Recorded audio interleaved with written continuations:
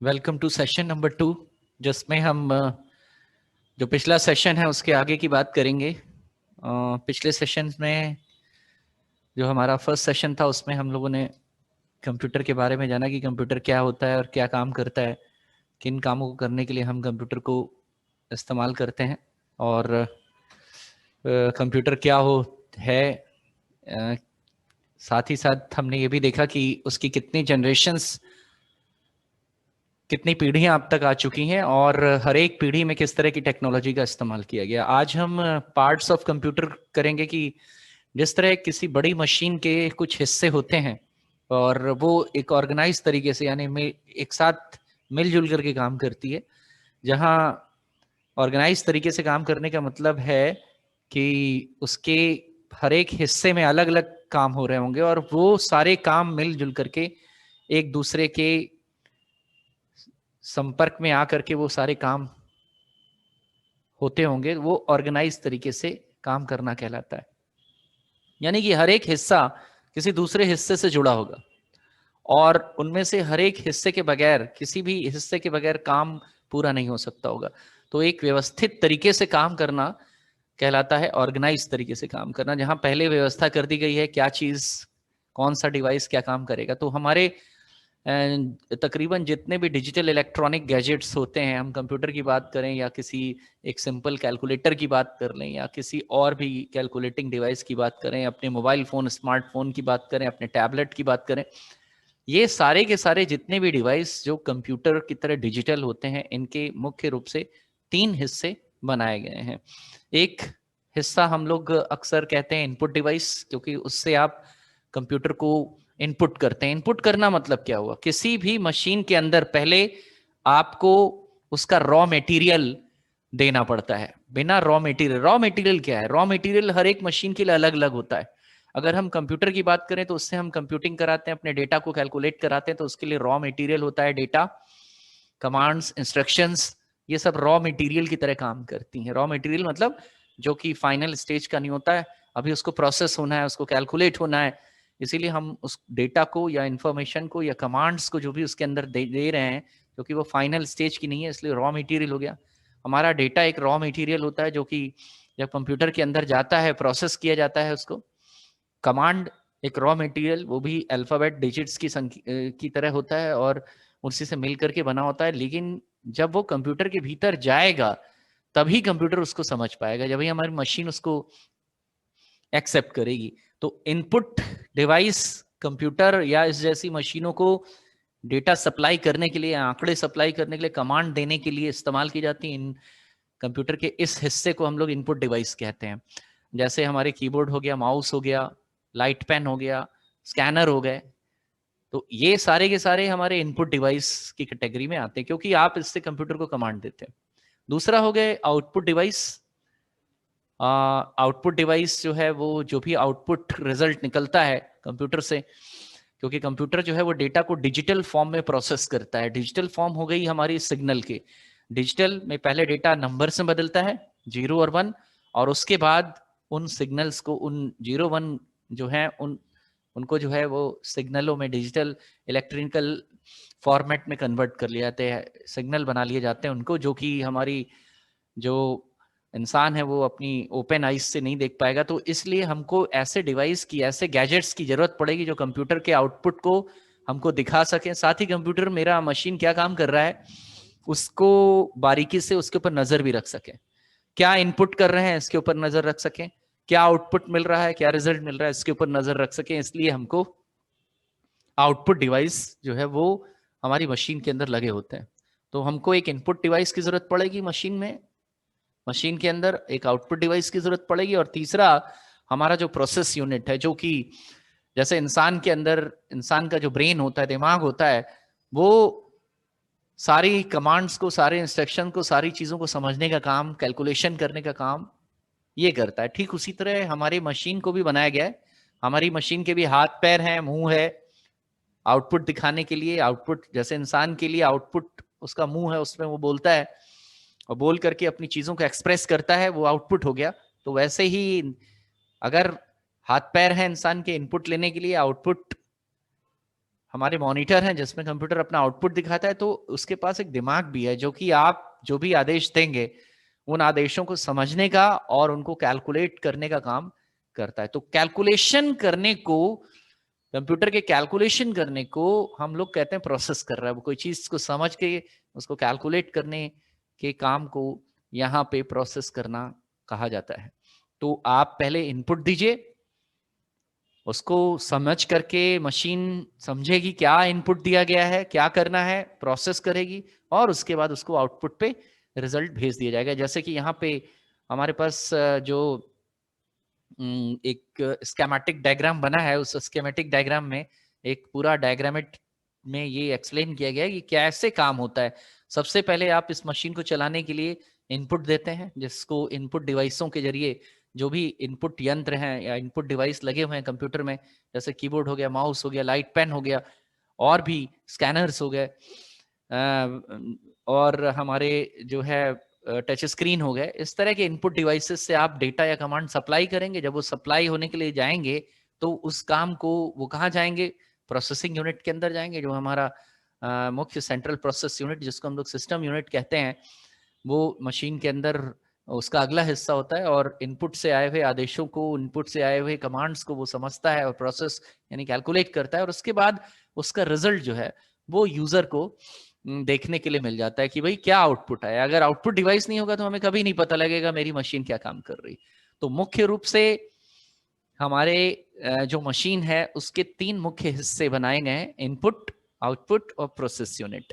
यहाँ मिलजुल करके ऑर्गेनाइज तरीके से काम किया जाता है, कोई एक ही हिस्सा नहीं बनाया गया इस मशीन के अंदर। अब देखिए इस सेक्शन में, इस सेगमेंट में हम जो हमारे इनपुट डिवाइस कंप्यूटर में लगते हैं उनकी स्टडी करेंगे कि एक एक करके कि भाई हमारे पास जो इनपुट डिवाइस है वो किस तरह से काम करते हैं। हम बारी बारी से इनमें से लगने वाले हर एक डिवाइस को कि इनपुट में क्या लगता है, आउटपुट में क्या लगता है, प्रोसेस में क्या लगता है, इसको समझने की कोशिश करेंगे। तो सबसे पहले हम अपने इनपुट डिवाइसेस को समझने की कोशिश कर रहे हैं।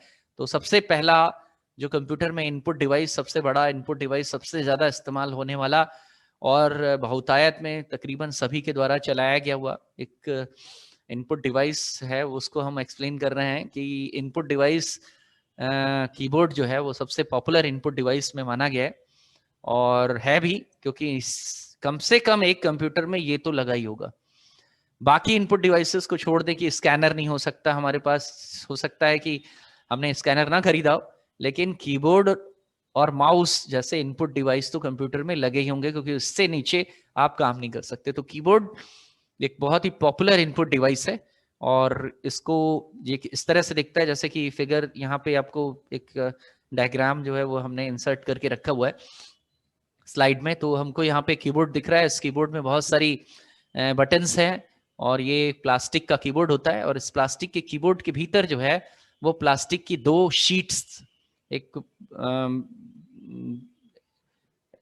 जिनको मेम्ब्रेन कहते हैं, 2 प्लास्टिक की शीटें जिसमें इलेक्ट्रॉनिक सर्किट एक तरह का बना हुआ है और मैग्नेटिक इंक से वो सर्किट बना है। जैसे ही हम कोई बटन दबाते हैं उस सर्किट में जो है पॉइंट्स बने हुए हैं और जो कि मैग्नेटिक स्याही से बने हैं, वो टच करते हैं और एक सिग्नल जो है बनता है। अगर हम इसको खोलेंगे तो आपको इसके अंदर वो 2 शीटें प्लास्टिक की दिखाई देंगी, और उन प्लास्टिक की शीटों में जो है वो एक तरह का सर्किट लिखा होता है, और वो सर्किट जो है वो डॉट्स यानी बिंदियों से बना होता है। और जब हम इनमें से किसी बटन को दबाते हैं, वो बिंदियां 2 शीट होती हैं, एक के ऊपर एक शीट, उनको मेम्ब्रेन कहते हैं। तो इसको अगर खोला जाए तो इसके अंदर से प्लास्टिक की मेम्ब्रेन निकलेगी, और उस मेम्ब्रेन को जैसे ही हम कोई बटन दबाते हैं, वो मेम्ब्रेन, वो 2 प्लास्टिक की शीट में वो जो पॉइंट्स हैं, वो बिंदियां हैं जो कि मैग्नेटिक स्याही से लिखी होती हैं, वो आपस में टच करती हैं और एक सिग्नल जनरेट होता है, और वो सिग्नल फिर कंप्यूटर को दे दिया जाता है। इस तरह से ये बटन्स काम करते हैं। इन प्लास्टिक के बटनों के पीछे जो भी आप ABCD कर रहे हैं, ये ABCD बाहर से दिख रही है, लेकिन एक्चुअली में इनमें से हर एक के साथ एक एक सिग्नल जुड़ा हुआ है, एक एक पॉइंट जुड़ा हुआ है उस मेम्ब्रेन का। और जैसे ही वो मैं आगे से वो बटन दबाता हूं, इसके अंदर रखी हुई दोनों प्लास्टिक, इसमें प्लास्टिक एक के ऊपर एक मेम्ब्रेन रखी हुई है, और उन मेम्ब्रेन में हर एक के पास पॉइंट्स, एक बिंदी है, एक नीचे वाली और एक ऊपर वाली, और उनको मैग्नेटिक स्याही से लिखते हैं। तो जैसे ही आप इनमें से किसी भी बटन को दबाते हैं, वो दोनों आपस में टच कर जाती हैं। तो 2 मैग्नेट एक दूसरे से जब टच करते हैं तो एक सिग्नल इसमें बनता है और मशीन मेरा समझ जाता है, एक सिग्नल जनरेट होकर के कि सिग्नल मिल गया, यानी ए बटन दबाया, बी बटन दबाया, एंटर बटन दबाया, जो भी बटन आपने इसमें दबाया। ये तो इसके इंटरनल स्ट्रक्चर की बात कर रहे हैं। अभी हम फिजिकली इसको बाहर से देखते हैं, क्योंकि ये अभी मुझे बाहर से दिख रहा है, तो बाहर से ही मेरा ये कीबोर्ड कैसा होता है। तो बाहर से आप देखिए कि ये प्लास्टिक का रेक्टेंगुलर आयताकार शेप का और इसमें बटन है, तो इसी को हम लोग कीबोर्ड कहते हैं। क्यों? क्योंकि इसमें कीज यानी बटन्स होती हैं और एक प्लास्टिक का बोर्ड होता है जिसके ऊपर ये कीज लगा दी गई हैं। अब ये जो कीज हैं, ये कीज का जो पर्टिकुलर ऑर्डर है वो ए के बाद बी नहीं है। देखो बहुत ही स्पेशल तरह का कीबोर्ड है ये टाइपराइटर। ये कीबोर्ड जो है वो टाइपराइटर से लिया गया है, जिसको हम लोग क्वेरिटी कीबोर्ड कहते हैं। देखिए ए के बाद बी नहीं होगा, ए के बाद एस होगा, डी होगा, बी कहीं और होगा। तो अल्फाबेटिकल ऑर्डर नहीं है, बहुत ही स्पेशल तरह का ऑर्डर यहाँ पे डेवलप किया करके टाइपराइटर से ले लिया गया है। तो टाइपराइटर जब बना था तो उसको क्रिस्टोफर लैथम शोल्स ने बनाया था। तो उन्होंने इसका ऑर्डर अंग्रेजी के अल्फाबेटिकल ए के बाद बी के ऑर्डर में नहीं रखा, इस ऑर्डर में रखा, क्योंकि उन्होंने कीबोर्ड जो टाइपराइटर का कीबोर्ड बनाया था वो मैकेनिकल कीबोर्ड था।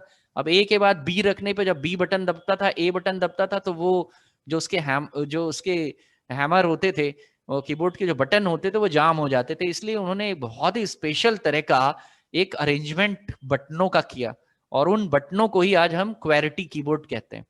और ये टाइपराइटर से यहाँ पे आपके लगा दीजिएगा। तो पहली बात कीबोर्ड के बारे में ये है कि इसमें क्वेरिटी कीबोर्ड, क्वेरिटी टाइप का कीबोर्ड होता है, जिसको लैथम शोल्स ने बनाया था, क्रिस्टोफर लैथम शोल्स, जो टाइपराइटर के जन्मदाता थे कि टाइपराइटर जिन्होंने बनाया था। अब इसकी जो बटन्स होते हैं उसको हम लोग कीज कहते हैं। यहाँ पे बहुत सारी कीज हैं और अगर एक स्टैंडर्ड कीबोर्ड की बात करते हैं तो इसमें 101, कोई जरूरी नहीं यहाँ पे गिन करके आप 101 ही देखें, लेकिन माना है एक स्टैंडर्ड कीबोर्ड में 101 बटन्स जो हैं वो होते हैं। कीबोर्ड के बटन कम ज्यादा हो सकते हैं, लेकिन अगर एक स्टैंडर्ड कीबोर्ड की एग्जाम की बात करें तो वहां अक्सर ये सवाल पूछा जाता है कि भाई ये बताइए कि स्टैंडर्ड कीबोर्ड में कितनी कीज हैं, तो आंसर वुड बी 101, 101 कीज होंगी। अब कीबोर्ड में अलग अलग प्रकार की कीज होती हैं। यहाँ हम कीबोर्ड को समझने बैठे हैं, तो कीबोर्ड में कुछ कीज ऐसी होती हैं जिनसे टाइप किया जाता है, जिनको आप जब आप बटन प्रेस करेंगे तो उनसे कोई ना कोई अल्फाबेट टाइप हो जाएगा। और कुछ बटन्स ऐसे होंगे जिनको प्रेस करने के बाद कुछ टाइप नहीं होता है, बल्कि कोई फंक्शन होता है, कोई स्पेशल तरह का काम होता है। तो अब यहाँ पे हम इनको देख लेते हैं किस तरह की है। कुछ कीज हैं जो अल्फाबेट्स रखी हैं, इनको हम लोग अल्फाबेटिकल कीज कहते हैं। जो अल्फाबेटिकल कीज होती है उनमें ABCD लिखी रहती है। तो ये हमारी ये जो कीज हैं, जो आप ए से बी ABCD देख रहे हैं और ये ऊपर की कीज हैं, ये सब अल्फाबेटिकल कीज हैं। इसमें स्पेशल कैरेक्टर्स भी होता है। कुछ कीज ऐसी हैं जिनमें 2 अक्षर आपको दिखाई दे रहे होंगे, जिसमें ऊपर वाले अक्षर जैसे 2 वाला बटन है इसमें @ और जो है 3 वाला बटन है इसमें हैश लिखा हुआ है, 4 वाला जो बटन है उसमें डॉलर लगे हैं। तो कुछ में दो डबल कीज, डबल अक्षर छपे हुए हैं। तो डबल अक्षर का मतलब है इससे दोनों अक्षर छपते हैं, लेकिन सिचुएशन होती है अगर आप सिंपल इसको प्रेस करेंगे तो इससे नीचे वाला अक्षर छपेगा, और जब यहाँ पे एक शिफ्ट बटन है, इस बटन को प्रेस करके आप ऊपर वाला अक्षर भी छाप सकते हैं। अब सबसे पहले ऊपर देखते हैं, ऊपर वाली लाइन देखते हैं कि ऊपर वाली लाइन में क्या है। इसमें हमारे पास जो स्पेशल कीज हैं, ये तो हो गई अल्फाबेट कीज। हमारे पास कुछ स्पेशल कीज हैं जिसके कुछ स्पेशल तरह के काम होते हैं। इसमें जैसे एस्केप की है हमारे पास यहाँ पे, इसको मैजिक की भी कहा जाता है। इस एस्केप की को कैंसिल करने के लिए, किसी ऑपरेशन को कर रहे हो या किसी गेम को आप खेल रहे हो उससे बाहर निकलना हो, किसी चीज से बाहर निकलने के लिए या उसको कैंसिल करने के लिए इस एस्केप की को इस्तेमाल किया जाता है। उसके बाद हमारे पास यहाँ पे F1, F2, F3 से लेके F12 तक जो बटन्स हैं इसको हम लोग फंक्शन कीज कहते हैं। और इनमें से हर एक बटन को दबाने के बाद, ये टाइप करने के लिए नहीं है, ऐसा मत समझिएगा कि इस यूजर ये समझे कि इसमें F1 लिखा है तो अगर मैं इस की को या इस बटन को प्रेस करूंगा तो इसमें F1 छपेगा, इसमें F12 छपेगा, ऐसा नहीं। इन हर एक बटन के साथ सिस्टम के कोई ना कोई फंक्शंस, कोई स्पेशल ऑपरेशन जुड़े होते हैं, और जैसे ही मैं उस बटन को प्रेस करता हूं तो वो फंक्शन परफॉर्म हो जाते हैं। फॉर एन एग्जांपल, अगर मैं F1 को दबाता हूं तो आप अगर विंडोज ऑपरेटिंग सिस्टम को इस्तेमाल कर रहे होंगे तो आपके कंप्यूटर की हेल्प निकल करके आती है।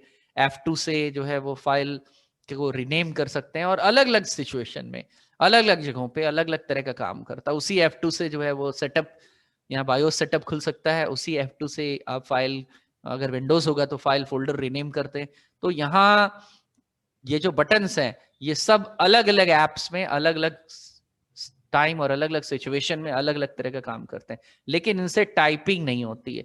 ये कुल मिला के 12 होते हैं, इनको हम लोग फंक्शन कीज कहते हैं। उसके बाद यहाँ पे कुछ हमारे, ये तो हो गए हमारे नंबर अल्फाबेट और नंबर्स वाले की। यहाँ हमारे पास टैब एक की है जिसको जो है वो जंप कराने के लिए आप जो टाइप करता है कर्सर, उसको 0.5 इंच, आधा इंच जंप कराने के लिए, यानी ज्यादा बड़े स्पेस क्रिएट करने के लिए। जो स्पेस बार से अगर आप एक एक करेंगे तो एक एक करके वो स्पेस बार एक एक करके आगे बढ़ेगी, और अगर हम टैप बटन दबाते हैं तो 0.5 इंच का ये गैप पैदा करती है। आधे इंच, जैसे आपने इसको प्रेस किया तो आधे इंच के बाद जो है वो पॉइंटर खिसक करके हाफ इंच दूर चला जाएगा, स्पेस बनाएगा हाफ इंच का। कैप्स लॉक हमारे पास एक बटन है, तो मैं इसका जो है डेमोन्स्ट्रेशन दे देता हूं आपको कि भाई अगर मैंने एक एप्लीकेशन यहाँ खोल दी नोटपैड, और इस नोटपैड में मैं थोड़ा काम करके भी आपको दिखा देता हूँ कि जैसे मान लीजिए कि मैं कीबोर्ड से कोई अल्फाबेट टाइप करूंगा तो वो स्मॉल लेटर्स में मुझे छापता है, स्मॉल लेटर्स में छापता है बाय डिफॉल्ट, स्मॉल लेटर में ये टाइप करेगा। लेकिन अगर मैं अपनी कैप्स लॉक की को यहाँ से ऑन कर दूं, ये कैप्स लॉक की है और कैप्स लॉक की जो है वो टैब की के ठीक नीचे होती है, तो मैंने अपनी कैप्स लॉक की ऑन कर दी तो ये मेरी कैप्स लॉक ऑन हो गई। कैप्स लॉक की ऑन करते ही अब अगर आप कुछ कोई अल्फाबेट यहाँ से छापेंगे तो वो देखिए कैपिटल लेटर में, तो कैप्स लॉक के ऑन करते ही मेरी कैप्स में सारी लेटर्स जो हैं वो कैप्स में छपने लगते हैं। कैप्स लॉक के नीचे मेरे पास शिफ्ट एक बटन है, शिफ्ट बटन जो है वो अल्फाबेट को शिफ्ट करने के लिए, ये भी कैप्स लॉक के जैसे ही काम करता है, काम वही करता है, लेकिन दोनों के काम करने के तरीके में थोड़ा सा फर्क है। अगर आपको कंटिन्यूअस सारे अल्फाबेट कैपिटल लेटर्स में छापने हैं तो आप कैप्स लॉक को एक बार प्रेस कर लीजिए, कैप्स लॉक को सिर्फ एक बार प्रेस करना होता है, एक बार प्रेस करके वो ऑन हो जाता है। अगर आप दोबारा प्रेस कर देंगे और ऑन सिचुएशन में रहेगा तो कैप्स लॉक ऑफ होके वापस पलट करके स्मॉल लेटर्स में अक्षरों को छापने लगता है। तो कैपिटल करना हो, सारे अक्षर कैपिटल में छापने हैं क्योंकि ये तो बाय डिफॉल्ट सारे अक्षर जो है लोअर केस जिनको स्मॉल लेटर्स है उसमें टाइप करता है, और अगर आपको उसको कैपिटल लेटर में छापना है तो कैप्स लॉक ऑन कर लीजिए। तो अगर आपकी जरूरत ऐसी है कि आपको लगातार कंटिन्यूअसली सारे लेटर्स कैपिटल में छापने हैं तब तो caps lock is very good, लेकिन अगर मुझे केवल एक ही अक्षर कैपिटल करना है तो कैप्स लॉक नहीं करेंगे, आप उसको शिफ्ट से करिए। तो मैंने शिफ्ट को प्रेस किया, आपको शिफ्ट को छोड़ना नहीं है।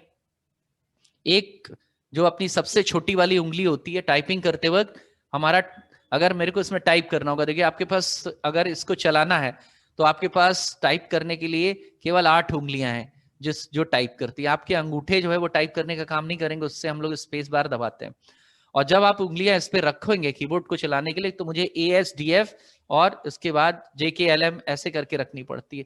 तो इस तरह करके ये आपका बेस होता है ASDF, तो इस पे ही हम उंगलियां रखते हैं अपनी 4, और उधर JKL और वो जो कोलन और सेमी कोलन है उस वाले पे आप उंगली रखेंगे। नीचे के बटन के लिए आपको आपकी उंगलियां उठेंगी और नीचे वाले अल्फाबेट को प्रेस करेंगी और वापस पुनः आपकी ASDF वाली सिचुएशन पे आ जाएंगे। अब जैसे मान लो आप A पे है और आपको K को दबाना है, तो आपकी जो सबसे छोटी उंगली है वो A पे सेट रहेगी और आपने उसी छोटी उंगली को उठा के Q को प्रेस किया और वापस अपनी A वाली सिचुएशन पे आ गए। इस तरह से हम लोग टाइपिंग सिंपल इसमें करते हैं। अब अगर मुझे किसी लेटर को, केवल एक ही लेटर को कैपिटल करना है तो हम शिफ्ट बटन को अपनी सबसे छोटी वाली उंगली से प्रेस करेंगे और उसके बाद आप A को प्रेस करेंगे। तो A को प्रेस करते ही अगर आपने शिफ्ट बटन दबा रखा है, कैप्स लॉक ऑफ किया है, तो आपका अल्फाबेट कैपिटल में हो जाएगा। अगर आप सिंपल शिफ्ट को छोड़ देंगे तो अल्फाबेट छोटे लेटर का हो जाएगा। तो इसका मतलब है मेरे एक बार शिफ्ट प्रेस करने पे वो लेटर जो है अपर केस में बदल जाता है और शिफ्ट को छोड़ते ही फिर, तो अगर आपको छोटे कुछ ही अक्षर जो है कैपिटल में से करने हैं तो आप उसको शिफ्ट दबा के करिए, शिफ्ट दबा के आप अक्षर को शिफ्ट कर लेंगे कैपिटल से स्मॉल लेटर में। यहाँ पे मेरे पास CTRL एक बटन है और मेरे पास एक ALT बटन है। तो ऑल्ट और कंट्रोल, कैप्स लॉक, इनसे टाइपिंग नहीं होती। तो कंट्रोल बटन और ऑल्ट बटन इसको शॉर्टकट बनाने के लिए इस्तेमाल किया जाता है। शॉर्टकट्स जो हैं वो हर एक ऐप में कुछ शॉर्टकट्स होती हैं, कंप्यूटर की भी कुछ शॉर्टकट्स होती हैं जिन बटनों से, अब जैसे एक शॉर्टकट है CTRL+C, कंट्रोल प्लस सी से कंप्यूटर जो है वो किसी चीज को कॉपी करता है। तो अब जैसे मान लीजिए मुझे इसको कॉपी करना है, ये शब्द मैंने इसको सेलेक्ट किया माउस से और कंट्रोल सी कर दिया, ये कॉपी हो गया मेमोरी में। तो कंट्रोल सी एक शॉर्टकट मैंने इस्तेमाल किया। अब मुझे उस जो चीज मेमोरी में कॉपी है उसको पेस्ट करना है, तो उसके लिए कंट्रोल बटन और वी बटन एक साथ दबाएंगे आप, तो वो पेस्ट हो जाएगा मेमोरी में। तो देखिए यहाँ पे एक ऑपरेशन हमने किया, किसी चीज को कॉपी किया पहले मेमोरी में, उसके बाद पेस्ट कर लिया। तो अब इसके लिए मुझे 2 बटन CTRL के साथ A बटन को दबाना जो है पड़ा। अब ये ही शॉर्टकट्स कहलाती हैं। इसी तरह कंप्यूटर में बहुत सैकड़ों की शॉर्टकट्स हैं, वो अलग अलग जगहों पे इस्तेमाल की जाती हैं। और कंट्रोल बटन और ELT बटन को, इन्हीं शॉर्टकट्स को इस्तेमाल करने के लिए यूजर को ये बटन दिए गए हैं। तो ये बटन इस तरफ भी हैं और इस तरफ भी हैं। जो बटन इस तरफ है वही बटन इस तरफ आपको कंट्रोल ऑल्ट में दिए गए हैं। साथ में हमको यहाँ पे एक ये बटन है, ये विंडोज 10 का, अगर आप विंडोज को इस्तेमाल करें तो विंडोज का लोगो है, ये देख रहे हैं आप। मैं इस वक्त ऑपरेटिंग सिस्टम, जिस तरह मोबाइल का ऑपरेटिंग सिस्टम एंड्रॉइड होता है, उसी तरह कंप्यूटर पे या पीसी पे जो ऑपरेटिंग सिस्टम होते हैं वो उनके लिए एंड्रॉइड जैसा ही ऑपरेटिंग सिस्टम आता है। जैसे कि विंडोज आता है, लाइनेक्स आता है, यूनिक्स आता है, तो इसमें से मैंने विंडोज नाम का ऑपरेटिंग सिस्टम डाल रखा है और ये विंडोज कंप्यूटरों में पड़ता है। ये वर्ल्ड का दुनिया का सबसे पॉपुलर ऑपरेटिंग सिस्टम है, तो मैंने इसे विंडोज डाल रखी। तो उसके एक बटन जिसको स्टार्ट बटन कहते हैं, ये जो बटन है वो आपके स्टार्ट बटन से जुड़ा हुआ है। अगर आप अपने कीबोर्ड में इस बटन को प्रेस करेंगे, तो जैसे मैंने अपने कंप्यूटर में मैं ये वाला बटन प्रेस करने जा रहा हूँ, तो देखिए ये वाले बटन को प्रेस करते ही इसमें जो है वो स्टार्ट बटन, ये वाला बटन खुलता है। ये स्टार्ट बटन इससे एसोसिएटेड रहता है। तो इस तरह से मेरे इन बटन को प्रेस करने से ये विंडोज का लोगो है, जिसको विन लोगो बटन या विन की भी कहा जाता है। तो ये इस बात की निशानी है कि आपका जो कीबोर्ड आप इस्तेमाल कर रहे हैं वो विंडोज कीबोर्ड है। विंडोज ऑपरेटिंग सिस्टम के इस बटन को उसके स्टार्ट बटन से जोड़ा गया है। तो जब अगर मैं विंडोज चला रहा हूँ तो वहां ये मेरी हेल्प करेगा, वरना ये कुछ टाइप नहीं करता है। तो ALT और ये सब टाइप नहीं करते हैं। यहाँ पे मेरे पास स्पेस बार है, स्पेस बार लॉन्गेस्ट की है, सबसे बड़ी की है। बाकी ALT और विन की और ये आपका कंट्रोल बटन इस साइड पे भी है। ये एक बहुत ही स्पेशल बटन है जो कि आपके कीबोर्ड में दिया रहता है। ये माउस के राइट, जो माउस का राइट क्लिक काम करता है, अगर आपका माउस का राइट क्लिक काम करना बंद कर दे तो उसके बीच में ये माउस की प्रॉपर्टीज को एक्सेस करने के लिए इस्तेमाल करते हैं। तो अगर आपका माउस का राइट बटन सही काम नहीं कर रहा है तो आप इस बटन को प्रेस कर दीजिए। आपका जो राइट बटन काम करता होगा वो अगर खराब हो गया है तो आप अपने, ऐसा नहीं कि माउस आप खरीद लीजिए, आप उसका अपना सेविंग करिए। ये वाला बटन माउस का राइट बटन का काम करता है। माउस के राइट बटन से प्रॉपर्टीज, किसी ऑब्जेक्ट को जो आप सेलेक्ट करते हैं उसकी प्रॉपर्टीज आती हैं, तो राइट बटन क्लिक के बराबर होता है ये वाला बटन। इसके ऊपर शिफ्ट बटन है, शिफ्ट बटन दोनों साइड होते हैं, लेफ्ट और राइट। इसके ऊपर एंटर बटन है। अगर आप एंटर बटन दबाते हैं तो एंटर बटन जो है वो लाइन चेंज कर देता है। जैसे मैंने यहाँ पे नोटपैड को खोला, क्योंकि किसी टाइपिंग वाली ऐप में ही आप कीबोर्ड के काम को देख सकते हैं। तो हमने विंडोज में नोटपैड एक खोल रखा है, ये एक टाइपिंग करने वाली एप्लीकेशन होती है।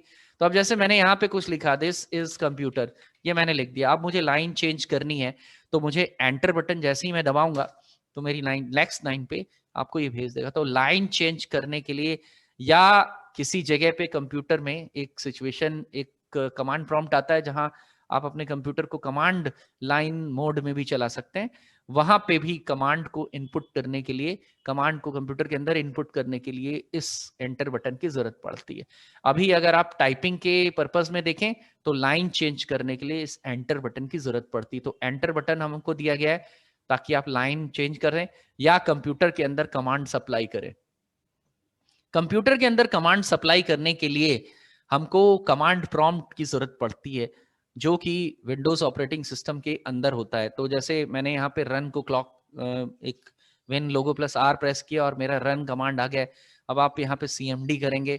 अब किसी भी कमांड को अगर यहाँ एग्जीक्यूट करना है तो आपको एंटर बटन दबाना पड़ेगा, वरना ये लिखा रहेगा। तो ये देखिए एंटर बटन का यहाँ पे उपयोग है। किसी कमांड को कंप्यूटर को सप्लाई करके उसको एग्जीक्यूट करवाने के लिए हम एंटर बटन को भी इस्तेमाल करते हैं। तो एंटर बटन दो जगह पे यूज होता है। जैसे आपने यहाँ पे कमांड लिखा dir, अब इसको एंटर जब तक आप नहीं करेंगे तब तक ये कंप्यूटर एग्जीक्यूट नहीं करेगा। तो एंटर से दो काम होते हैं, एक जब आप टाइप कर रहे हो तो एंटर करने पे नई लाइन आती है, दूसरा अगर आप कंप्यूटर में कोई कमांड इनपुट कर रहे हैं, कमांड इनपुट करने के लिए आपको कमांड शेल की जरूरत पड़ती है, जो मैंने अभी आपको सीएमडी दिखाया, वो विंडोज में कमांड शेल ओपन करने के लिए यूज करते हैं, जिससे आप कंप्यूटर को जीयूआई की जगह कमांड के ऊपर बेस होकर के चला सकते हैं। तो आप वहां पे कमांड को देने के बाद उसको प्रोसेस करने के लिए एंटर बटन दबाना जरूरी होता है, वरना कमांड प्रोसेस नहीं होगा और सीपीयू के पास वो कमांड नहीं जाएगा, ये इसको अपने पास ही रखे रहेगा। तो इस जगह पे आप यहाँ पे एंटर बटन प्रेस कर लेते हैं, मेरा एंटर बटन है, एंटर बटन से कमांड कंप्यूटर में एंटर किया जाता है। ये एक बैक स्पेस है, तो देखिए बैक स्पेस क्या काम करता है, जैसे मैंने यहाँ पे कुछ टाइप कर लिया है, अब मैं उसको एंड पे लेकर के जाऊंगा। हमारे पास 4 एरो कीज हैं, ये एरो कीज जब कभी भी आपने कोई मैटर टाइप किया हो तो दाहिने बाएं ऊपर नीचे उसको ले जाने के लिए, जैसे ऊपर नीचे जाना है, दाहिने बाएं जाना है, अगर आपको लेफ्ट साइड में जाना है तो ये लेफ्ट, ये राइट एरो है, ये लेफ्ट एरो है, ये ऊपर टॉप एरो, ये नीचे एरो है। इस तरह से आप कहीं पे भी लेफ्ट राइट टॉप ऊपर नीचे दाहिने बाएं कहीं पे भी जा सकते हैं। अब जैसे मान लीजिए कि आप यहाँ पे आ गए, ये इस लाइन का सबसे आखिरी अल्फाबेट है, अब मैंने यहाँ पे बैक स्पेस प्रेस करना है, तो मैंने ये बैक स्पेस प्रेस किया, तो बैक स्पेस प्रेस करने से क्या होगा, आपके अक्षर जो आपने टाइप किए हैं वो सारे के सारे अक्षर अल्फाबेट जो है वो रिमूव हो जाते हैं। तो हमने लिखा दिस इज कंप्यूटर, ये मेरा टाइप करने वाला कर्सर है, ये जो आपको ब्लिंक करता हुआ दिख रहा है ये कर्सर है, CURSOR कर्सर, और इसको कर्सर बोलते हैं। ये टाइपिंग करने के लिए हम लोग इस्तेमाल करते हैं नोटपैड में, और नोटपैड एक ऐप है जिसमें आप सिंपल कंप्यूटर में टाइपिंग का काम कर सकते हैं। तो इस वक्त हमको बैक स्पेस की जरूरत है। मान लीजिए मैंने ये गलत लिख दिया है और मुझे इसको मिटाना है, तो कुछ नहीं करना, आपने बैक स्पेस प्रेस करना है। बैक स्पेस में देखिए एरो किस तरफ जा रहा है, ये एरो जो है वो राइट साइड से लेफ्ट साइड की ओर जा रहा है, तो ये मेरा लेफ्ट साइड है, ये मेरा राइट साइड है। तो राइट, जब आप बैक स्पेस दबाएंगे तो क्या होगा, ये एक अक्षर पीछे इधर की तरफ जाएगा। अब एक अक्षर पीछे की तरफ जाएगा, तो अगर मैं इस सिचुएशन में बैक स्पेस एक प्रेस कर दूं तो क्या होगा, मेरा ई जो है वो अल्फाबेट रिमूव हो जाएगा। इसी तरह दोबारा तो टी रिमूव हो जाएगा। ऐसे कर करके एक एक अक्षर आप रिमूव कर सकते हैं। इस तरह से बैक स्पेस पीछे की ओर रिमूव करने के लिए, ये जहां पे रहेगा वहां से अपने लेफ्ट साइड के करेक्टर को रिमूव कर देगा। बैक की तरफ चलता है, जैसे आप अचानक आगे की तरफ चलते हैं और पीछे की तरफ चलना शुरू कर दें, तो पीछे की तरफ चलना शुरू कर देंगे तो ये जब पीछे की तरफ चलेगा वही ये बैक स्पेस कहलाता है, ये पीछे की तरफ चलने लगता है। ये कभी भी अपने से आगे रखे हुए अक्षर को रिमूव नहीं करता। अब देखिए जैसे मैंने यहाँ पे COMPUTER रख दिया, अब मैंने इसको थोड़ा सा इधर की तरफ कर दिया। जब आप एक लेफ्ट एरो यानी ये वाला एरो दबाएंगे तो ये एक अक्षर इधर की तरफ आ जाएगा। अब अगर बैक स्पेस में दबाऊंगा तो देखिए क्या आर डिलीट होगा कि ई डिलीट होगा, नहीं आर डिलीट नहीं होगा। ये बैक स्पेस दबाने के बाद देखिए ई को डिलीट करेगा, क्यों, क्योंकि ये पीछे की ओर चलता है, ये जहां खड़ा है वहां से अपने पीछे की तरफ चलना शुरू करेगा। तो इसका पीछे ये है और इसका आगे आर है, तो इस तरह से ये अक्षर को बैक स्पेस जाके अक्षर को डिलीट कर देगा। तो हमें कभी कभी कुछ गलत टाइप कर देते हैं तो बैक स्पेस प्रेस किया आपने और ये डिलीट कर दिया, तो हमने लिखा दिस इज कंप्यूटर, फिर से वापस कर दिया मैंने इसको इस तरह से। अब देखिए मैंने पिछली बार आपको टैब एक की बताई थी, टैब की, वो टैब की का देखिए क्या यूज है। जब मुझे स्पेस करना हो, जैसे मैंने कोई अल्फाबेट यहाँ पे लिखा, मैंने लिखा यहाँ पे ए, अब मुझे कुछ दूरी पे कुछ डिस्टेंस पे मुझे बी लिखना है, तो मेरे को ये डिस्टेंस कैसे कवर होगी, आपको स्पेस बार जो है वो दबानी पड़ेगी। तो यहाँ पे मैंने स्पेस बार दबा रहा हूँ, जितनी बार आप स्पेस बार दबाएंगे उतनी दूरी बनती जाएगी। तो देखिए ये दूरी बन गई, इसके लिए मेरे को बहुत बार जो है वो स्पेस प्रेस करना पड़ा। स्पेस प्रेस करते ही ए से आप बी की तरफ आ गए। लेकिन अगर ये स्पेस जल्दी कवर करना है आपको, तो आपने पहले लिखा ए, आपको ए लिखना है, उसके बाद यहां से बी पे जाने के लिए आप टैब नाम का की है, ये जो टैब की आपको दिख रहा है यहाँ पे TAB की, ये TAB की को आप प्रेस कर दीजिए। तो जैसे ही आप यहाँ पे टैब की को प्रेस करेंगे तो ये क्या होगा, देखिए ये आधा इंच जो है वो फटाफट जंप करेगा और जंप करके ये सीधे आपको उस तरफ लेकर के चला जाएगा। तो टैब से स्क्रीन पे आप जहां कहीं पे टाइप कर रहे होंगे वहां जो भी अल्फाबेट लिखेंगे उसके बाद जंप करके हाफ इंच इधर की तरफ ये आ जाएगा। तो इसका 0.5 इंच डिफॉल्ट स्टॉप पोजीशन होती है। हर बार इसको प्रेस करने के बाद आधा इंच ये इधर की तरफ मूव कर जाता है, एक साथ जंप करता है, कूदना। अब जब कूदेंगे तो आप ज्यादा लंबी डिस्टेंस को कवर कर लेते हैं। एक आप सीधे सीधे पैदल चल रहे थे, स्पेस मतलब पैदल चलना, और पैदल चलने में बहुत समय लगता है, और एक आप कूद कूद करके चल रहे हैं तो जल्दी उस डिस्टेंस को कवर कर लेंगे। तो ये हो गया। अब आते हैं ऊपर, हमने बता ही दिया कि ये फंक्शन कीज हैं, इसके बारे में बात करते हैं। यहाँ पे हमारे पास कुछ स्पेशल कीज हैं, इसमें से इस की का नाम होता है print screen. Print screen, screen पे जो कुछ भी, अगर इस बटन को एक बार प्रेस कर लिया जाए तो आपने, जैसे मान लीजिए इस वक्त स्क्रीन में ये आ रहा है और मुझे ये दिख रहा है, और मैंने इस प्रिंट स्क्रीन बटन को एक बार प्रेस कर लिया, जैसे ही मैं इसको एक बार प्रेस करूंगा तो बहुत सारी एक्टिविटी होती है। ये एक्टिविटी कुछ आपको दिखाई नहीं देती। दो काम होते हैं इस प्रिंट स्क्रीन की से, दो फंक्शंस जुड़े हुए हैं। एक, ये डायरेक्ट आउटपुट को प्रिंटर पे भेज सकती है। अब डिपेंड करता है आपका प्रिंटर अगर इस तरह के डायरेक्ट की के कमांड को सपोर्ट करता है तब तो प्रिंट आउट निकल आएगा, लेकिन अगर नहीं निकला तो भी इसने दो काम किए। एक तो इससे प्रिंट आउट पे, आउटपुट डिवाइस पे प्रिंट के लिए जाता है स्क्रीन का, जो भी स्क्रीन पे दिख रहा होगा, और दूसरा ये स्क्रीन का स्नैपशॉट भी ले लेता है। यानी मोबाइल से अगर आपको कहा जाए स्क्रीनशॉट ले लीजिए तो आप मोबाइल से इसकी फोटो खींच लेंगे जो भी सामने आ रहा हो। तो मैंने भी प्रिंट स्क्रीन करते ही इसको बटन को दबाने के बाद इसने क्या किया है कि आपकी स्क्रीन का फोटो ले लिया है, और ये फोटो जो है इसने अपनी मेमोरी में स्टोर करके रखा है।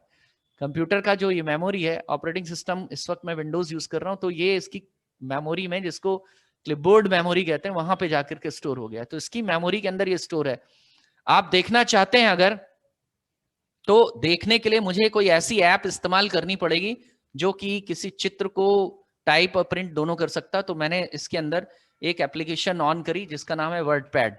तो वर्डपैड को आप ओपन कर लीजिए। नोटपैड में आप इसको नहीं देख पाएंगे क्योंकि नोटपैड में केवल टेक्स्ट चीजें दिखाता है। ये मैंने एक ऐप ओपन करी, तो अभी थोड़ी देर पहले मैंने प्रिंट स्क्रीन बटन दबाया था और उसने स्क्रीन के किसी हिस्से का, स्क्रीन के हिस्से का स्नैपशॉट ले लिया है। तो वो देखना है मुझे, तो कंट्रोल और वी बटन जैसे ही आप दबाएंगे, उसने जो भी फोटो खींचा था, देखिए उस वक्त मैंने ये वाला बटन दबाया था, उस वक्त स्क्रीन पे ये आ रहा था, और उसी वक्त मैंने प्रिंट स्क्रीन बटन दबा दिया था। तो इसने क्या किया, फोटो ले लिया। जैसे आप किसी की मोबाइल से फोटो ले लेते हैं, इसने फोटो ले लिया। अब उस फोटो को देखने के लिए आपको वर्डपैड नाम की ऐप, या ऐसी ऐप जिसमें चित्र भी आ सकते होंगे पेज में, वो वाली ऐप यूज करनी पड़ेगी। तो हमने यहाँ वर्डपैड नाम की ऐप को यूज किया है जो विंडोज के अंदर होती है, जिसके अंदर चित्र भी आ सकता है। या आपको MS वर्ड यूज करना पड़ेगा, जिसमें आप इस एप्लीकेशन ने को जब पेस्ट कराएंगे मेमोरी से, तो मेमोरी में पेस्ट करते ही कंट्रोल V, CTRL+V से जैसे ही आप पेस्ट करेंगे, कंट्रोल V, जो भी मेमोरी में उसने कैप्चर किया होगा वो फोटो आपको दिख जाएगी। अब मैं एक डेमो और दे देता हूं। जैसे मान लीजिए इस वक्त ये आ रहा है, अब मैं इस प्रिंट स्क्रीन बटन को प्रेस करने जा रहा हूं, तो देखिए इस वक्त स्क्रीन में इतनी सारी चीजें आ रही, मेरी फोटो भी आ रही है और ये भी आ रहा है, वो भी आ रहा है। ये मैंने प्रेस कर दिया प्रिंट स्क्रीन। अब देखते हैं अगली बार, थोड़ा सा पेज को नीचे करते हैं, और इस बार मैं इसको कंट्रोल V करता हूं यहाँ पे ले जाके। अब देखिए क्या कैप्चर करा है इसने, देखिए ये कैप्चर कर लिया इसने, जो चीज भी आ रही होगी पूरा का पूरा कैप्चर हो गई। तो प्रिंट स्क्रीन की को हमने समझ लिया कि भाई क्या करता है प्रिंट स्क्रीन। प्रिंट स्क्रीन जो है वो स्क्रीन का प्रिंट एक तो सीधे प्रिंटर पे भेज सकता है आउटपुट आपका, और दूसरा जो है वो मेमोरी में कैप्चर कर लेता है, और उस मेमोरी को फिर आप लेटर यूटिलाइज कर सकते हैं। उसका फोटो ले लिया है तो स्क्रीन में जो आ रहा था फोटो ले लिया, आप उसको जैसे भी इस्तेमाल करना है आप इस्तेमाल कर लीजिए। इसके बाद हमारे पास है एक पॉज बटन, पॉज या ब्रेक बटन।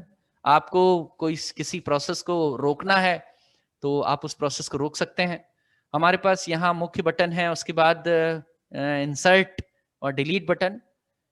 ये डिलीट करने के लिए कोई भी आपने कुछ अक्षर, जैसे आप कोई अक्षर टाइप करे हुए हैं, आपने कुछ टाइप किया, जैसे मान लीजिए ये मैंने ये टाइप किया है और इनको मुझे डिलीट करना है, तो उस अक्षर के पास रख करके जैसे डिलीट बटन दबाएंगे वो डिलीट हो जाएगा। किसी फाइल के ऊपर रख करके इसको डिलीट कर देंगे तो फाइल डिलीट हो जाएगी।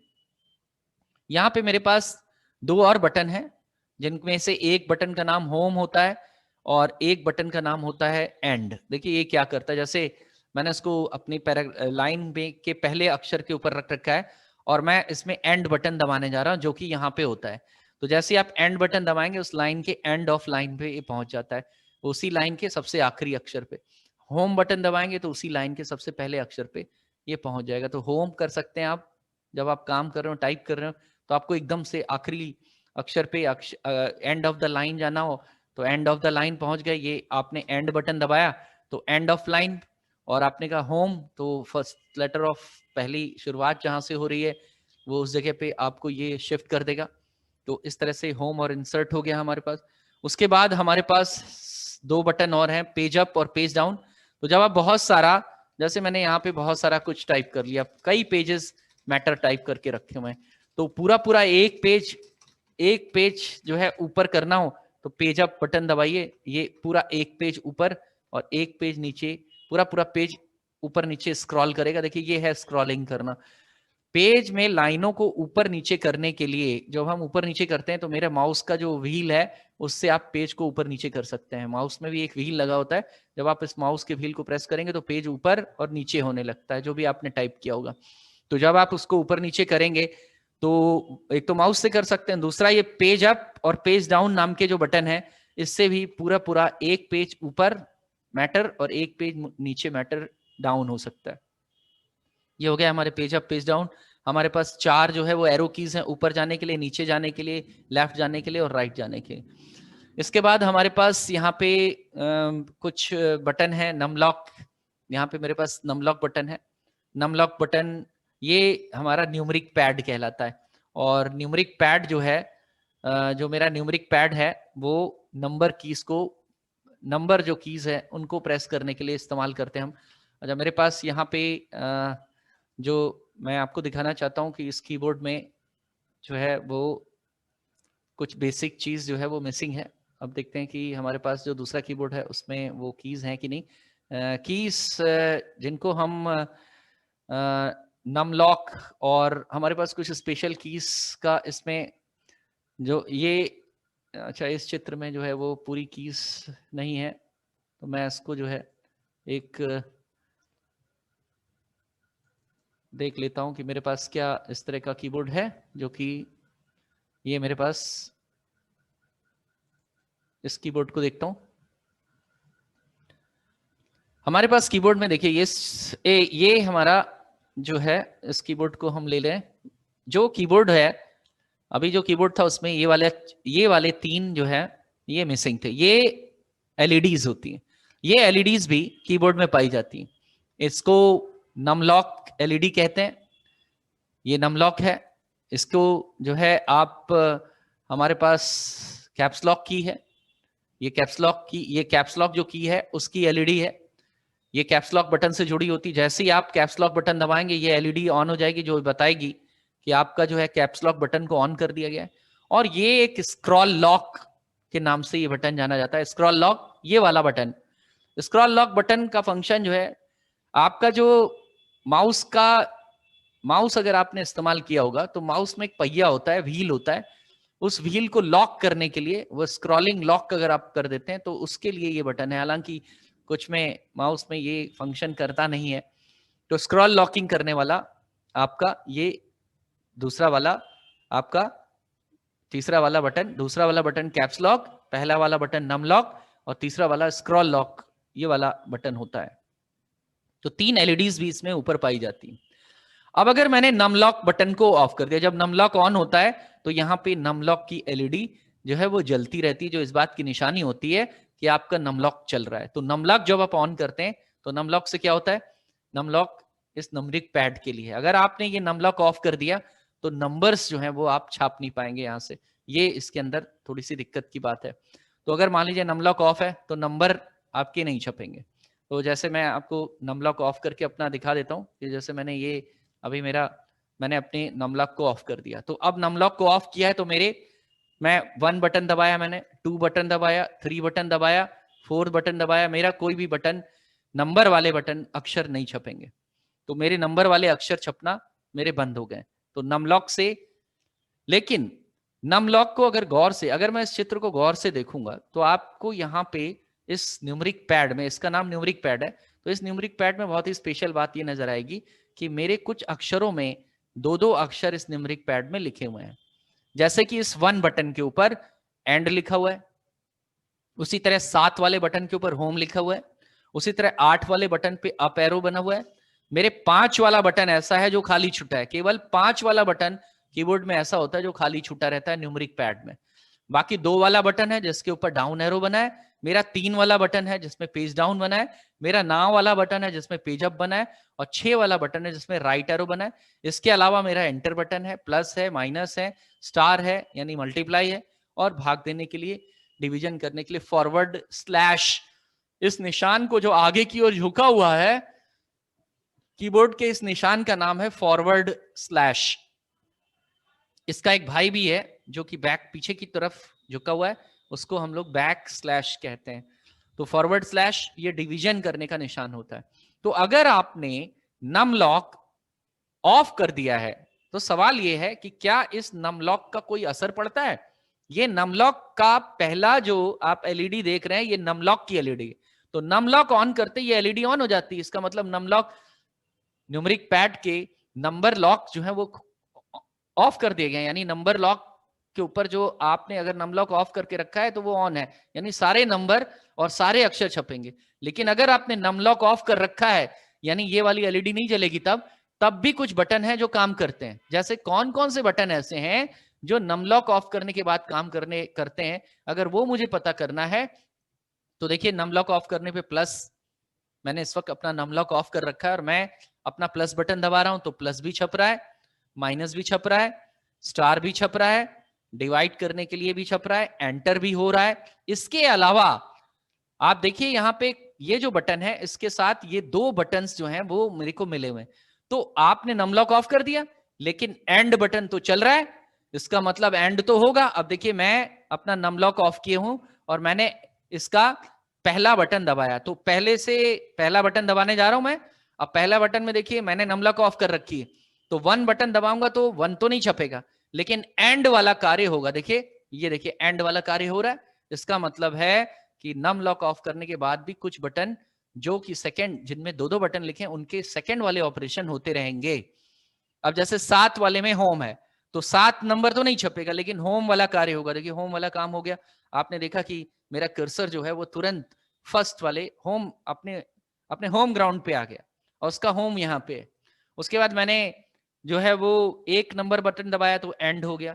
उसके बाद मैं 8 नंबर मैं जो हूँ 2 नंबर बटन दबा रहा हूँ तो देखिए 2 नंबर बटन नीचे जाने के लिए, 2 नंबर नीचे जा रहा है। देखिए 2 नंबर नीचे जाने के लिए है। अब 2 नंबर से 8 वाला नंबर मैं प्रेस कर रहा हूं तो नंबर तो नहीं छप रहा है लेकिन ऊपर जाने वाला काम हो रहा है। इस तरह से page up, page down, left right, ऊपर नीचे करना, ये सारे बटन नम लॉक करने के बाद भी, ऑफ करने के बाद भी मेरे चलते रहेंगे। ये जो है ये कीबोर्ड की पूरा आपने कीबोर्ड का लेआउट समझ लिया कि कीबोर्ड क्या होता है, किस तरह से काम करता है, उसमें कौन से बटन्स होते हैं, कौन कौन से बटन क्या काम करते हैं, और मेरी एलईडीज जो हैं वो होती हैं। और इस तरह से आपको जो है पहला हमने परिचय कराया इनपुट डिवाइस कीबोर्ड के साथ। तो कीबोर्ड जो है वो हमारा बहुत ही पॉपुलर इनपुट डिवाइस है जिसको हम लोग कंप्यूटर में काम करने के दौरान इस्तेमाल करते हैं। इस तरह से आपने देख लिया कीबोर्ड की क्या लिमिट होती है। देखिए कीबोर्ड के अंदर लिमिटेशन क्या है। क्या सारा काम कंप्यूटर में कीबोर्ड के जरिए किया जाता है? नहीं, कीबोर्ड के अंदर भी कुछ कमी है। वो कमी ये है कि कीबोर्ड से फोटो, वीडियो और ऑडियो ये इनपुट नहीं किया जा सकता। तो कंप्यूटर में अगर मान लीजिए मुझे फोटो की जरूरत है, ऑडियो की जरूरत है, वीडियो की जरूरत है, तो कीबोर्ड ये नहीं भेज पाएगा। हमको दूसरे इनपुट डिवाइसेस की जरूरत पड़ेगी। दूसरा इनपुट डिवाइस जो कंप्यूटर में इस्तेमाल किया जाता है वो है light pen. Light pen computer में वो किसी चीज को सेलेक्ट करने के लिए ये एक तरह का माउस का सब्स्टिट्यूट है। माउस की जगह पे हम लोग इसको इस्तेमाल कर लेते हैं और माउस की तरह ही काम करता है किसी चीज को। इसकी एक्यूरेसी ज्यादा होती है। देखिए पेन जैसा है तो पकड़ने में भी ज्यादा आसानी रहेगी। माउस को पकड़ने में, माउस से अगर मुझे कोई चित्र ड्रॉ करना है, मान लीजिए मैं पेंट ब्रश में कुछ ड्रॉ कर रहा हूं, तो पेंट ब्रश एक ऐप होती है, यहाँ पे मैंने रन पे लिखा MS पेंट, तो मुझे पेंट ब्रश खुला दिखेगा। देखिए ये पेंट ब्रश होती है और इस पेंट ब्रश में मुझे माउस से मुझे कुछ ड्रॉ करना है तो मैंने ये पेंसिल ली है और ये पेंसिल से मैंने जो है एक चित्र यहाँ पे ड्रॉ कर लिया। तो देखिए ये पेंसिल से, ये मेरे को माउस से मैं ये ड्रॉ कर रहा हूं, तो ये मैंने माउस से ड्रॉ किया, देखिए ये ड्रॉ हो रहा है।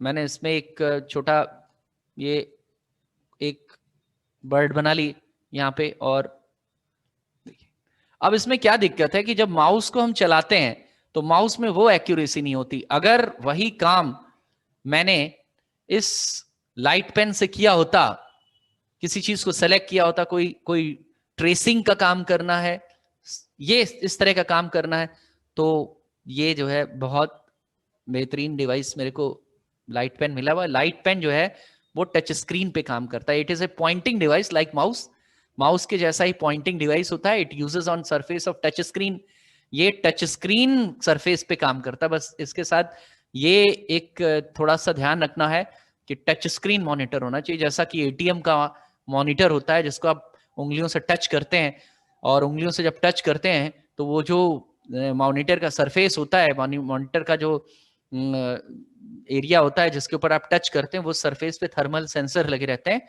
और थर्मल सेंसर जो है, जो आपकी बॉडी हीट है, जैसे ही आप उंगली से किसी चीज को टच करेंगे तो आपकी उंगली से, आपकी बॉडी से, आपकी शरीर से जो तापमान होगा, आपकी बॉडी का जो भी टेम्परेचर होगा, वो उस जगह पे ट्रांसफर होगा, यानी वो चीज गर्म हो जाएगी। और थर्मल सेंसर जो होते हैं वो इसी गर्मी को रीड करते हैं और फटाक से वो ऑप्शन सेलेक्ट कर लेते हैं। तो इस तरह के थर्मल सेंसर से जो सरफेस डिजाइन करके बनाया गया होगा, टच स्क्रीन जो है वो थर्मल सेंसर्स लगे से बनाया जाता है, उसकी मैट्रिक्स होती थर्मल सेंसर की, तो वो इस तरह से आपको तभी काम करेगा। ये मेरे पास जो मॉनिटर है वो इसमें ये काम नहीं करेगा। तो लाइट पेन पॉइंटिंग डिवाइस होता है। एडवांटेज क्या है लाइट पेन का? बहुत जल्दी आप इसको मूव करा सकते हैं इधर उधर, select and draw something more accurately than a mouse. Mouse के मुकाबले आप इससे किसी भी चीज को ड्रॉ कर सकते हैं ज्यादा बेहतर तरीके से। और इसको कंप्यूटर में लगाना, इंस्टॉल करना इज वेरी इजी, और बहुत ज्यादा एक्सपेंसिव भी नहीं होता है, तो जल्दी लग जाता है। फटाक से आप इसको लगा दीजिए, पेन ड्राइव के जैसा इसका पोर्ट रहता है जिससे आप फट से कंप्यूटर पे कनेक्ट कर लेते हैं। लेकिन इसके डिसएडवांटेज हैं। क्या है disadvantage? Not every application needs light pen. Light pen हर जगह नहीं आप इसको इस्तेमाल करेंगे, हर जगह ही काम नहीं करेगा। Light pen is only work at touch screen monitor. पहली बात तो यह है कि इस लाइट पेन से पहले, अब मैं लाइट पेन खरीदने जा रहा हूं, मेरा टच स्क्रीन नहीं है, तो मेरा ये खरीदना बेकार हो गया, तो मुझे पहले टच स्क्रीन मॉनिटर भी लेना पड़ेगा। और टच स्क्रीन मॉनिटर जो होते हैं वो कॉस्टली होते हैं, दे आर कॉस्टली है। और ये सीआरटी टच स्क्रीन मॉनिटर पे काम करता है, बहुत ज्यादा एक्यूरेट भी नहीं होता। देखिए टच जो है वो बहुत ज्यादा एक्यूरेट नहीं होता, कभी कभी टच जो है वो धोखा दे जाता है। तो आपका अगर टच स्क्रीन खराब है तो ये भी फिर काम नहीं करेगा। तो इस तरह से आप लाइट पेन को एक पॉइंटिंग डिवाइस माउस के स्थान पे इस्तेमाल कर सकते हैं। ये मेरा दूसरा सबसे पॉपुलर इनपुट डिवाइस जो कंप्यूटर में लगता है वो है। अब कंप्यूटर में तीसरा इनपुट डिवाइस जो है वो हम देखेंगे कौन सा। क्या इसके अलावा भी कंप्यूटर में, कंप्यूटर के अंदर डेटा को फीड करने के लिए कोई अलग तरह का भी डिवाइस लगता है? यस, हम कंप्यूटर में स्कैनर भी लगाते हैं। देखिए कंप्यूटर का स्कैनर एक इनपुट डिवाइस होता है, इससे कंप्यूटर को चित्र इनपुट किया जाता है। जैसे मान लीजिए मुझे कंप्यूटर में एक अपनी फोटो स्टोर करनी है, तो क्या आप वो कीबोर्ड से इनपुट करेंगे? नहीं, कीबोर्ड कैसे इनपुट कर लेगा? कीबोर्ड से तो केवल ABCD आप इनपुट कर सकते हैं, या ज्यादा से ज्यादा नंबर्स इनपुट कर सकते हैं, चित्र नहीं इनपुट कर सकते। तो चित्र, फोटो, हैंडराइटिंग, सिग्नेचर, जब कभी भी कंप्यूटर में इनकी जरूरत पड़ेगी तब मुझे अपना स्कैनर परचेस करना पड़ेगा, ये खरीद के लाना पड़ेगा, कंप्यूटर में लगाना पड़ेगा, और तब ये किसी चीज को, फोटो को स्कैन करेगा। स्कैन करने के बाद उसको कंप्यूटर में एक फाइल के फॉर्म में सेव कर देगा। डिजिटल फॉर्म मतलब कंप्यूटर के अंदर एक फाइल के रूप में स्टोर करना कहलाता है, डिजिटल फॉर्म में कंप्यूटर में स्टोर करना। तो स्कैनर एक तरह का फोटो, हैंडराइटिंग को कैप्चर कर लेता है। जैसे आप फोटो खींच लेते हैं उसी तरह ये भी किसी की फोटो खींच लेता है। स्कैनर अलग अलग तरह के होते हैं, जैसे कि यहाँ पे देख रहे हैं ये वाला स्कैनर, ये बायोमेट्रिक स्कैनर कहलाता है। इसमें आप उंगलियां रखेंगे तो आपके फिंगरप्रिंट्स को ये स्कैन कर लेगा, और अगर पैसे का लेन देन कर रहे होंगे तो आधार बेस्ड सिस्टम्स में अंगूठा लगा करके या आधार कार्ड बनाते वक्त आपका बायोमेट्रिक जो है वो फिंगरप्रिंट स्कैन किए जाते हैं। शीट फेड स्कैनर, ये शीट फेड स्कैनर, इसमें एक बार में एक शीट जो है वो इंसर्ट की जाती है। हमारे पास बारकोड स्कैनर है जिसमें हमारा स्कैनर जो है वो ये जो बार कोड होती है, देखिए बार कोड का इस्तेमाल जो है वो जो आप एफएमसीजी प्रोडक्ट्स होते हैं, जो भी सामान आप बाजार से खरीदते हैं, उनमें से हर एक सामान के पीछे अगर आप गौर से देखेंगे, आप साबुन देखिए, आप जो है तेल देखिए, ऑयल देखिए, हर एक प्रोडक्ट जो आप दुकान से खरीद करके ला रहे हैं उसमें पीछे एक बहुत ही खास तरह का, इस तरह का लाइनों का कोड पड़ा हुआ है। और ये लाइनों का कोड जो है, इसी कोड को कहते हैं बार कोड। बार माने लाइन और कोड माने होता है गुप्त भाषा से कुछ लिखना, दैट इज कोडेड लैंग्वेज। तो इसमें कोडेड लैंग्वेज में, इन लाइनों में कोडेड लैंग्वेज में ये लिखा हुआ है ये कौन सा प्रोडक्ट है, उसका नाम क्या है, उसका रेट क्या है, सब कुछ लिखा हुआ है इसके बारे में। कोई भी प्रोडक्ट जब बनता है उसके ऊपर ये चिपका दिया जाता है, ये कंपनी प्रोवाइड करती है। तो अब जैसे मान लीजिए आपने साबुन खरीदी, उसको पीछे देखिएगा उसमें इस तरह का कोड बना होगा, उसमें साबुन के बारे में पूरी डिटेल लिखी हुई है।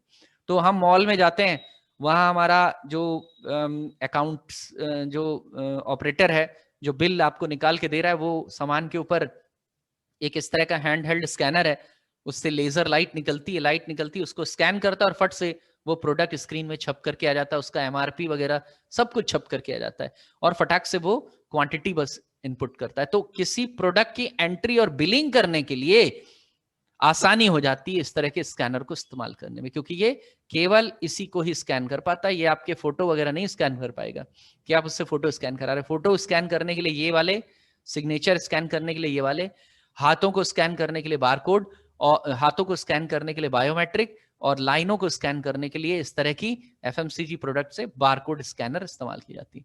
देखिए स्कैनर के अंदर एक खास तरह का कैमरा लगा रहता है। अब जैसे ये वाला स्कैनर है, इसमें खास तरह का कैमरा है, वो फोटो खींच लेता है, उसको सीसीडी कैमरा कहते हैं, चार्ज कपल डिवाइस। ओके, आज हम लोग जो है आज का सेशन यहीं तक रखेंगे। हमारा सेशन 1 आवर का ये यहाँ पे कंप्लीट होता है। और आज हमने बहुत सारे इनपुट डिवाइस के बारे में देखा, जिसमें हमने देखा कि पहले तो देखा कि कंप्यूटर के कौन कौन से पार्ट्स मुख्य लगते हैं कंप्यूटर के अंदर, और उसके बाद हमने पूरे कंप्यूटर सिस्टम के के पार्ट्स का वर्गीकरण पढ़ा कि पूरा कंप्यूटर सिस्टम में 3 चीज़ होती है, इनपुट, आउटपुट और प्रोसेस यूनिट।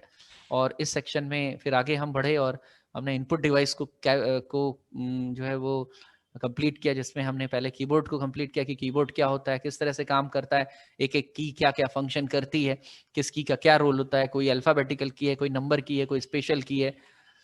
फिर हमने लाइट पेन के बारे में देखा कि लाइट पेन क्या काम करता है, और फिर हमने स्कैनर्स के बारे में जानने की कोशिश करी।